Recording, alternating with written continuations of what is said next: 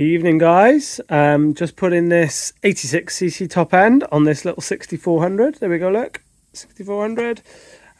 So yeah, got it all together. I was tempted to do some porting because these transfers are really small, but I didn't. I thought I'd just see how it runs stock. Of course, there's no base gasket. The old gasket is around here somewhere. I've got some bits of gasket somewhere. There you go, there's a bit of gasket. So the squish with the gasket and the new cylinder was 47 thou.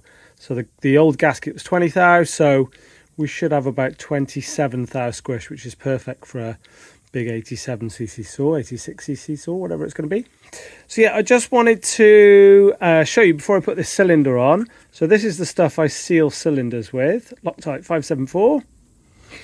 And yeah, quite a generous amount on these. On this sealing edge, on these, this sealing edge here on the outside of the transfers is the sort of vulnerable bit. So I do put quite a bit on there just to make sure it seals.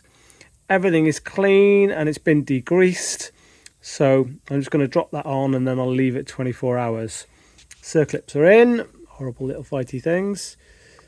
Just put the piston ring on and then we'll be all ready to install it. As you can see, I've also blocked off the decomp. So yeah, just thought I'd show you that before we put that all back together. So let me just put this back on and I'll give you a bit of a summary. So as always, guys, when you've got to this stage, just before you put the cylinder all the way down, as you can see through the intake there, the ring is still either side of the pin, so you know you haven't got it twisted or anything else. Just about to slot this down. See if I can do it on camera one-handed. There we go, down she goes. And the first thing I always do as soon as it's down is just give it a real little wiggle. There we go, that is down now.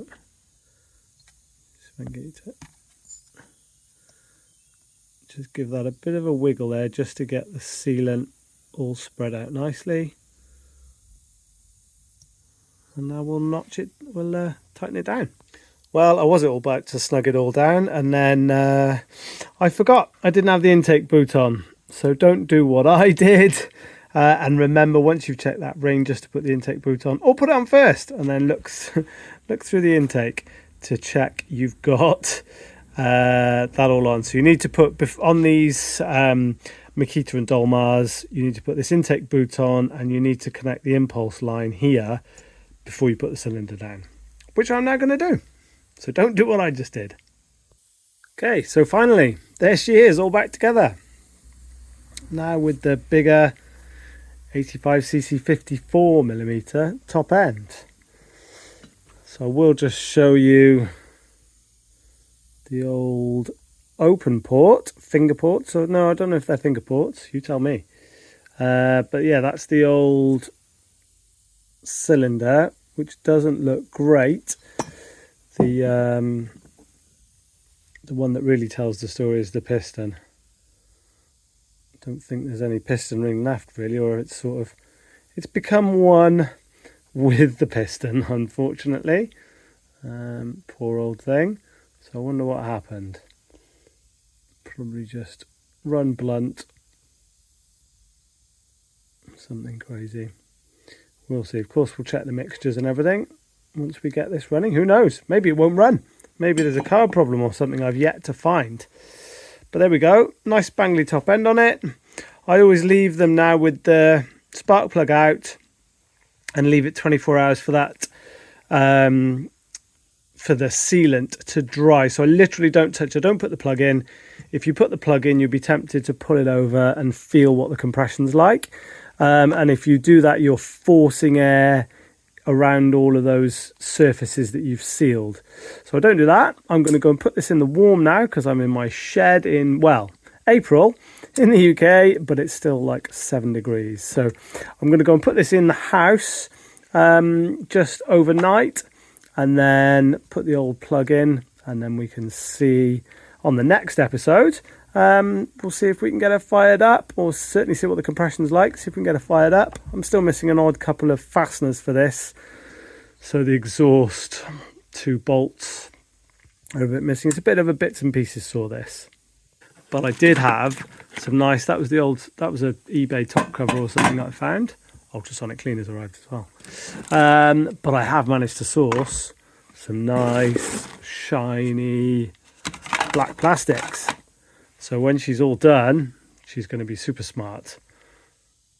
Very excited about that. Hopefully that engine plastic will go on. This is the older, so the older ones of these have got the left side decomp. The newer saws have got the decomp in the top of the cylinder. But hopefully that'll all go on there beautifully, and should look rather good. Better than that one. So that the old plastics from this saw, those grey ones.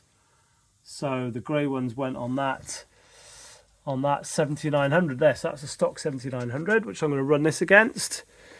So yeah, shall I put this one back to original, back to grey, and put these plastics on the 7900, or what? Answers on the back of a postcard. But yeah, let me know what you think. Thanks for watching. Hope you found this useful. Very, very similar to the Husqvarna 300 series saws these are to take apart. Just a few little differences, but they're all very similar. Almost like Dolmar Makita copied the design. Who knows? But yeah, looking forward to getting this running. Thanks for watching, guys. Do a subscribe if you're not subbed, and we'll see you on the next one. Lots of other projects to get going with. Cheers. Bye-bye.